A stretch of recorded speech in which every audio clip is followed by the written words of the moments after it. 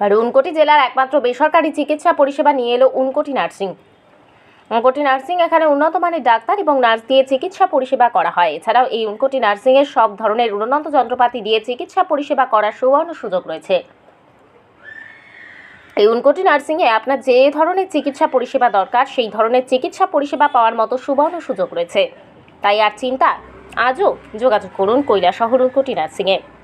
গতকাল বৈশাখী ঝড় তুফানের কারণে কৈলাসহর দুর্গাপুর এলাকায় একটি ঘরে বড় আকারের একটি গাছ ভেঙে পড়ে। এই ঘরের উপর থেকে গাছ কেটে ঘর মেরামত করার জন্য ঘরের চালের উপরে ওঠেন পাপ্পু খান নামে এক যুবক। ঘরের উপরে গাছ কাটতে গিয়ে হঠাৎ করে পাপ্পু খান ঘরের চালের উপর থেকে চালের নিচে একটি রডের উপরে পড়ে যান পাপ্পু খান। রডের উপরে পড়ে পাপ্পু খান মারাত্মকভাবে আক্রান্ত হন পাপ্পু খান।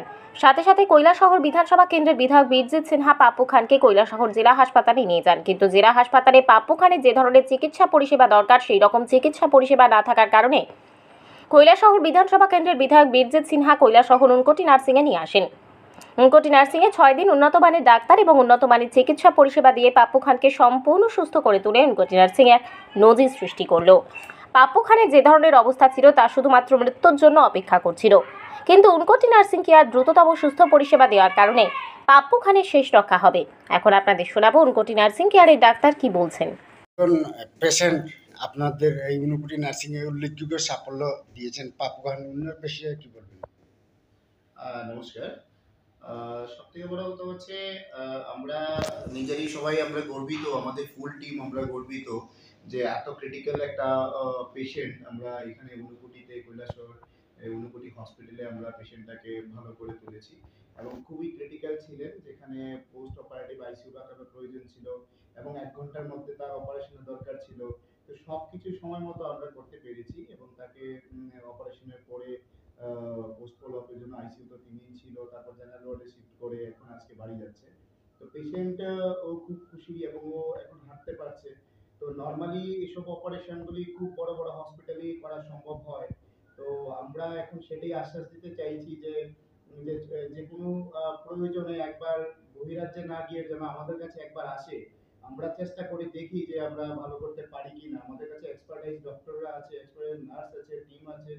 তো আমরা কেন আপনি যাবেন বহিরাজ্যে এবং কেনই বা যাবেন, কারণ সবকিছু ট্রিটমেন্টের একটা সময় আছে। সঠিক সময়ে যদি আপনি ট্রিটমেন্টটা না করতে পারেন তাহলে সেই ট্রিটমেন্টটা করে হয়তো বা লাভ হয় না। তো আমরা এটারই প্রমাণ করে দিয়েছি যে সঠিক সময়ে সঠিক ট্রিটমেন্টটা আমরা এখানে করতে পেরেছি, যার ফলে কিন্তু পেশেন্টটা বেঁচে গেছে এবং ওর লাইফটা সুন্দরভাবে ও বাঁচতে পারবে আগামী দিনে। ঠিক আছে, তো সেটাই। আর আমরা আগামী দিনে আশা করবো যে কৈলাসহরবাসী আমরা অনেক বেশি সাপোর্ট আমাদের দরকার পড়বে। সবকিছু সাপোর্ট যদি আমরা পেয়ে যাই এবং সবার যদি সহযোগিতা পাই, আমরা আরো বেশি অনুপ্রাণিত হবো যে আরো বেশি কাজ করার জন্য।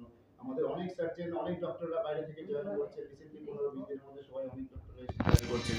তো আমরা এই ঊনকোটিতে আমরা multi speciality, Tripura second multi speciality hospital এটা আমরা এরকম ভাবে এটাকে আমরা তৈরি করব যাতে আগামী দিনে মানুষ কোনো লোকের যাতে বাইরে না যেতে হয়, আমরা এখানে যাতে সমস্ত রকম ট্রিটমেন্ট দিতে পারি। আমাদের এখানে এনআইসিইউ আছে, এনআইসিইউ তো 10টা খুব খারাপ বাচ্চা আমরা ভালো করে পাঠিয়েছি, যারা জন্মের পরে ছোট বাচ্চা তার খুব অসুস্থতা নিয়ে 10টা বাচ্চার মতো আমরা ভালো করেছি রিসেন্ট লাস্ট মান্থে। ঠিক আছে, আমরা প্রচুর সার্জারিজ করেছি লাস্ট মান্থ, প্রচুর আইসিইউ কেসেস হ্যান্ডেল করেছি এবং সব পেশেন্ট সবাই মোটামুটি ভালো আছেন। তো যাই হোক, এটা আপনাদের আশীর্বাদ, আপনাদের সহযোগিতা যদি আমরা পাই অবশ্যই আমরা আরো বেশি অনুপ্রাণিত হবো যে আমরা আগামী দিনে আরো এরকম কেস করার জন্য। স্যার আপনার নামটা? আমার নাম রাজীব রায়। আপনার ডেজিগনেশন? আমি ঊনকোটি হসপিটাল এন্ড দা হোপের ম্যানেজিং পার্টনার এন্ড ঊনকোটি হসপিটালের সিইও।